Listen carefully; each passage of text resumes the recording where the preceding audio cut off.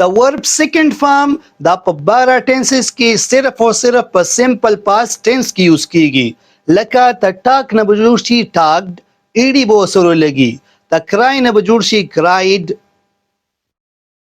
آی ایډي به سره لګي. ته سټاپ نه به جوړ شي سټاپډ، ای ایډي به سره لګي. سیکنډ فارم جوړولو لپاره دا سنگل لانجه شو. سیکنډ فارم خو بدل را روان دی. دا بالکل څه بدل نه دی را روان، بلکې د دې لپاره خپل رولز او ریګولیشنز دي چې هغه رولز به موږ فل کلیرلی په اسانه لهجه کې په دې ویډیو کې ډسکس کوو. دې ویډیو کې تاسو موږ سره اپ ټو اینډ ځان یو ځای وساتئ او دا ویډیو تاسو فل وګورئ، نو ان شاء الله د سمپل پاست ټینس او خاص طور باندې د ورب سیکنډ فارم جوړولو چې کوم رولز دی به تاسو ته بالکل کلیر شي.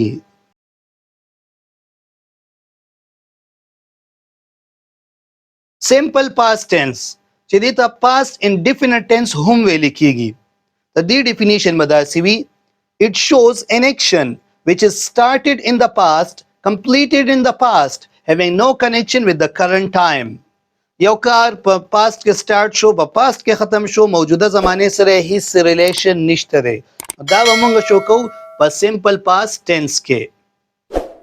لکه he went to school، وہ اسکول گیا تھا. اوس دا کار په پاست کې شوی دی، دې ټایم سره ریلیشن نشته دی. پہچان د دې پہچان دا دی چې د دې باخر کې تا ته تی وغیره راځي. دغه رنګ کله پکې ا ورډم راشي، لکه وہ اسکول گیا، ا دام پکې راتلی شي. هم ان سے ملے، لے ای ساوند دام پکې راتلی شي. خو ته مینینګ ته ګوره که د تیر شوي زمانې خبره کوي موجوده سره ریلیشن او کنیکشن نه وي، نو بس مونږ به دې ته وایو سمپل پاست ټینس.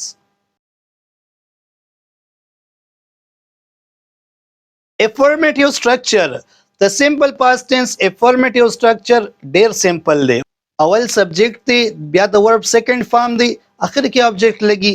لکه فار ایگزامپل he played football، he subject the played the verb second form the football the object the. They did their work، they subject the did second form of the verb the their verb the as a object دلته راغلی دی. نوٹ او دا خبره یاد ساتئ، ډیره زیاته ضروري خبره ده چې په دې سمپل پاست ټینس کې د ورب سیکنډ فارم یوز کیږي او نور داسې بل یو ټینس هم نشته دی چې ورب پکې سیکنډ فارم یوز شي. خو بیا دا ورب دوه قسمه، یو وی ریګولر بل وی ایرریګولر. ریګولر هغه چې د رولز مطابق د هغې نه سیکنډ فارم جوړیږي، او ایرریګولر هغه چې هغه به مونږ یادو د رولز مطابق د هغې نه سیکنډ فارم تھرډ فارم نه جوړیږي. لکه تاسو ته اگزامپل ویم ټاک، د سیکنډ فارم راځي ټاکډ، تھرډ فارم راځي ټاکډ، ایډي پکې ولګېده. بل ورډ کرای، د دې سیکنډ فارم راځي کرایډ او بیا ول تھرډ فارم راځي کرایډ، ته یو رولز مطابق لګیا دی. stop، stopped، stopped دا شو ریګولر. او ایرریګولر هغه چې د هغه ته رولز مطابق ني، لکه go نو went gone، څه خاص رولز نه دي فالو کړي.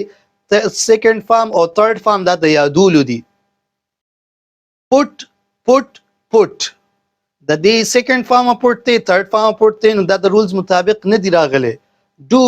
did done دا د رولز مطابق نه دی راغلی. کم چې ریګولر دی دا ته رولز مطابق راځي، نو دا رولز به موږ زده کو د خپل کمپیوټر په سکرین باندې. راځي چې لاړ شو د خپل کمپیوټر سکرین ته. د ورب سیکنډ فارم جوړولو سو رولز او ریګولیشنز دي چې هغه موږ دلته ډسکس کوو. رول نمبر 1، لومړنی قانون دا دی چې میک سیکنډ فارم اف د ورب بای ایډینګ ایډي. کله چې یو ورب مونږ جوړو دا غینه سیکنډ فارم، نو سمپلی به مونږ هغه سره ایډي اډ کو، نو د فرست فارم نه مونږ سره سیکنډ فارم جوړ شي. لکه مثال په تور باندې ټاک، ټاک نه چې سیکنډ فارم مونږ جوړو نو د سره مونږ ایډي زیاتی کړه، نو دینه جوړ شو ټاکډ. دغه طریقې سره د ورب د فرست فارم نه مونږ سره جوړ شو سیکنډ فارم. بل اگزامپل دی واک، د واک نه سیکنډ فارم جوړو نو دلته ایډي اډ کا، نو شي بشي واکډ. دا منی سمپل رول دی. رول نمبر 2، قانون دا دی کله چې ورډ ختم شوی په سی وی سی باندې، نو پاغي کې سیکنډ فارم جوړولو کې مونږه دا سی دا ډبل کو څه مطلب سی وی سی یعنی یو ورډ چې ختم شوی په کانسوننت پاغه بیا غي پسې واولي او بیا پسې کانسوننت یعنی کانسوننت پلس واول پلس کانسوننت دا سی وی سی د دې په اخر کې راغلی کانسوننت واول او کانسوننت نو دا لاست چې کوم کانسوننت ته دا مونږه ډبل کو او ایډي بو سره لګو لکه مثال په تور باندې سټاپ په سټاپ کې وګوره ټی چې دی دا کانسوننت دی او چې دی دا واول دی او پی دلته کانسوننت دی نو دا لاست کانسوننت په ډبل کې پی او سره بل پی او لګولو ای ډی بو لګي نو د سټاپ نه په سیکنډ فارم جوړ شي سټاپډ په دې طریقې سره بل اگزامپل هم ویلی شو لکه اډمټ دلته دی ام مونږ سر کانسوننت آی واول ټی مونږ سر کانسوننت نو ټی ډبل کو ای ډی بو سره لګو اډمټډ سیکنډ فارم به جوړ شي داس دی اوکرډ دنه به جوړ شي اوکرډ آر به ډبل شي ای ډی بو سره لګي سویپ دا پی به ډبل شي ای ډی بو سره لګي نو سویپ به جوړ شي نو دا او زمونږ رول نمبر 2 او د رول نمبر 2 کې به دا خبره یاد ساتئ که یو ورډ په اخر کې کانسوننت پلس واول پلس کانسوننت راغلی دی خو لیکن د اخرنی کانسوننت چې دی دا وای یا ډبلیو یا ایکس دی نو په دې صورت کې به دا کانسوننت مونږ ډبل کو نه بلکې ډایرکټ په ای ډی لګو لکه مثال په تور باندې پلی د پلی کې وګوره اثر کې راغلی دی ال دا کانسوننت دی ای واول دی او وای بیا کانسوننت دی خو لیکن دا کم یو کانسوننت دی وای راغلی دی لہذا دلته وای ډبل کو نه ډایرکټ په مونږ ای ډی لګو پلیډ بل اگزامپل چې اخر کې کانسوننت واول او کانسوننت راغلی خدا کانسوننت د ډبلیو وی نو مونږ به دا ډبلیو ډبل کو نه لکه الاو نه به جوړ شي الاوډ فکس کانسوننت واول کانسوننت دی خو لیکن ایکس په اخر کې دی نو ډبل ایکس نه کوه قانون به کې نه لګي سمپل ای ډی بولېږي فکسډ رول نمبر 3 قانون دریم دا دی کله چې ورډ ختم شوی په کانسوننت پلس وای باندې نو مونږ به داسې کار کوو چې دا وای به مونږ ډراپ کوو او دا به مونږ ختمو دا وای به مونږ کو ختمه او د دې بځای باندې بولېږي آی ای ډی نو مونږ سبا د فرست فارم نه سیکنډ فارم جوړ شي لکه مثال په تور باندې کرای د کرای ته چې وګورئ نو د اخر کې وای راغلی دی نو مونږ به دا وای ډراپ کو او د دې بځای بولېږو آی ای ډی نو د کرای نه مونږ سره جوړ شي کرایډ دا به د دې سیکنډ فارم وي بل اگزامپل ټرای چې اخر کې پکې وای راغلی دی نو دا وای به مونږ کو ډراپ او د دې بځای باندې مونږ ولګو آی ای ډی نو مونږ ته به ټرای نه جوړ شي ټرایډ سیکنډ فارم مونږ سره داسې جوړیږي رول نمبر 4 قانون سلورم دا دی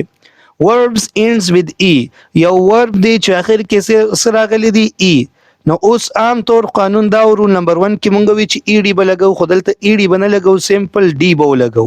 دا سلورم نمبر قانون شو یو ورډ چې ختم شي په ای باندې سیکنډ فارم جوړول کې موږ د سره لګو ډی لکه فار ایگزامپل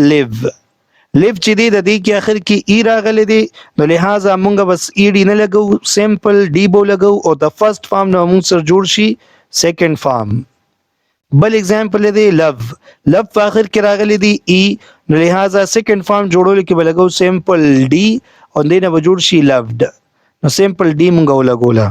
نو دا شو سلور رولز چې د هغې په ذریعه باندې مونږ ته یو ورډ نه